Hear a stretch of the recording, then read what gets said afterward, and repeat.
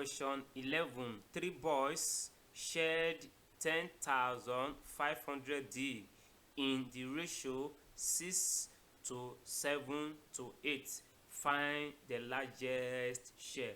The largest share is the person with the largest ratio, that is 8.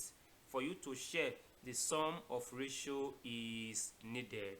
So largest share is equal to 8 over sum of ratio times the amount that was shared. So you have 8 over 21 times 10,500.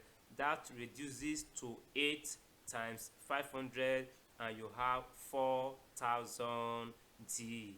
A is the correct option. Question 12. The length of a piece of stick is 1.75 meters. A boy measured it as 1.80 meters. Find the percentage error. The percentage error is equal to error over exact times 100%. This is the actual value, this is the wrong value. So the error is the difference between the wrong value and the actual value. That is what you have here. Then the actual or exact value is the denominator. You multiply by 100. If you subtract, you have this result. Now these two numbers, they are 2 dp respectively. If you move out the two decimal places, you have 5 over 175 times 100%. If you reduce, you have this. If you further reduce, you have 20% over 7. To mixed fraction, you have two whole number, 6 over 7%. Because the answer is not in decimal, we have to pass through this process of reducing and reducing so that we have the answer in mixed fraction form. B is the correct option. Question 13.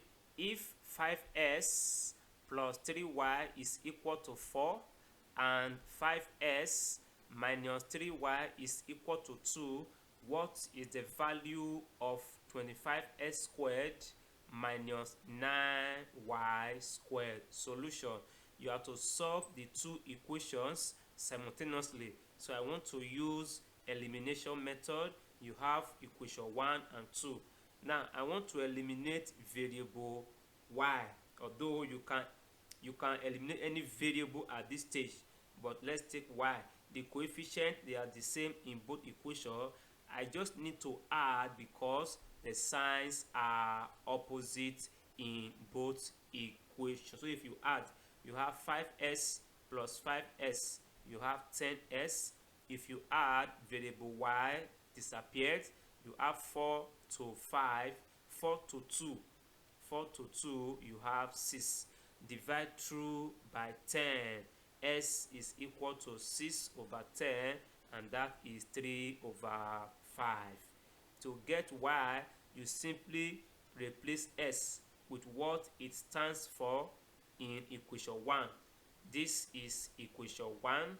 You replace s with 3 over 5 in this form. Now 5 cancel 5 from here. You have 3y remaining. This remaining 3, if you transfer it, you have 4 minus 3 equal to 1.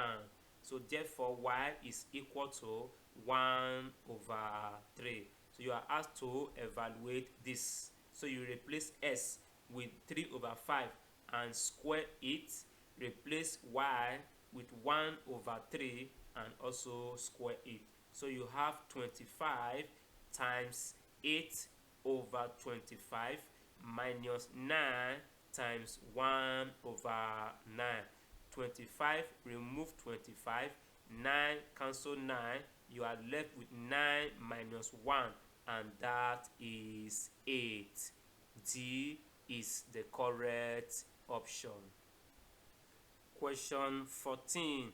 Mary has $3 more than Ben, but $5 less than Jane. If Mary has S dollars, how much does Jane and Ben have together? That is adding what Jane and Ben have. Solution. From the question, the amount Mary has is already S dollars, but in the question, Mary has $3 more than Ben. That is, what Mary has is Ben plus 3. So let's make Ben the subject by transferring plus 3. So you have S minus 3 equal to Ben. And the same Mary has $5 less than Jane. So what Mary has in respect to Jane is S equal to Jane minus 5. So if you make Jane the subject, you have S plus 5 is equal to Jane. You are asked to find what Jane and Ben have together. That is, Jane plus Ben is equal to S plus 5 for Jane plus S minus 3 for Ben. That is 2S plus 2. 2S plus 2, all in dollars. D is the correct option. Question 15. Consider the statements. P. Stephen is intelligent. Q. Stephen is good at mathematics. If P, then Q. Which of the following is a valid statement? Going by D, it means that if Stephen is intelligent, then Stephen is good at mathematics.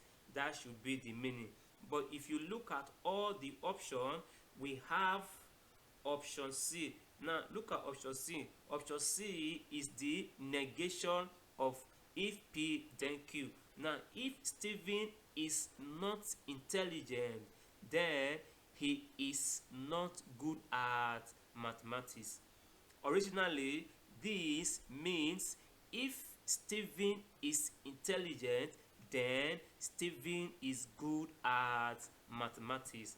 It's the same as if Stephen is not intelligent, then he is not good at mathematics. So you have C as the correct option.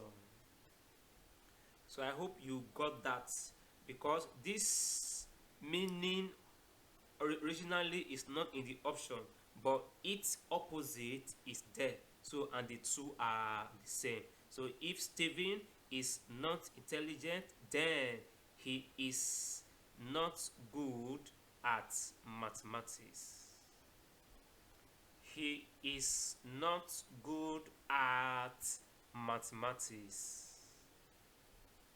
Question 16. What value of P will make S squared minus 4S plus P a perfect square? Solution. To do that, the middle term is minus 4S. So the value of P is half of square of the coefficient of S, and that is 1 over 2 times minus 4 all squared, and that is minus 2 squared, and you have 4. C is the correct option. Question 17. Find the value of S such that 1 over S plus 1 over 3S minus 1 over 6S plus 1 is 0. This is the meaning of the question. Let's clear the fractions by multiplying through by 6S. The LCM of S, 3S and 6S is 6S. If you multiply through by 6S, you have 6 plus 8 minus 5 plus 6s equal to 0. If you add and subtract, you have 9 plus 6s equal to 0. Collect like terms, 6s equal to minus 9. You transfer plus 9, it becomes minus 9. Divide both sides by 6. S is equal to minus 9 over 6, which reduces to minus 3 over 2. C is the correct option. Question 18. Make T the subject of K equal to M square root T minus P over R. Here, what you should do first is to remove the square root sign. You achieve that by squaring both sides. If you square K, you have K square. Remember, M is not attached to the root. M is a, so you have to square M because M is a coefficient. So M square, you have this result. Then you have T minus P over R.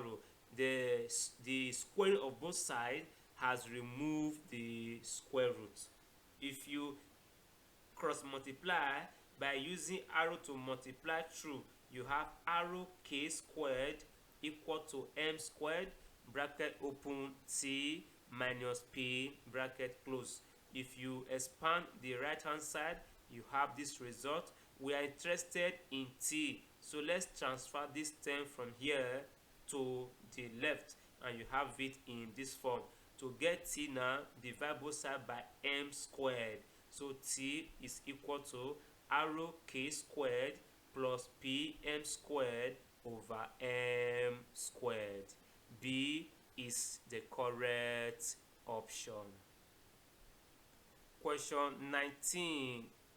In the diagram, you have SY equal to YZ, and angle SYZ is 130 degrees. Find the value of Y. By this marking, you have SY equal to YZ. It simply means that triangle SYZ is isosceles triangle, and as such, the base angles are equal. And if you add the three angles in that triangle, here is S, so we assume the base angles to be S. If you add the three angles, the sum is 180 degrees. So S plus S, you have 2S, you transfer this term, it becomes minus, and when you subtract, you have 50 degrees. To get S, divide both sides by 2, and S is equal to 25 degrees.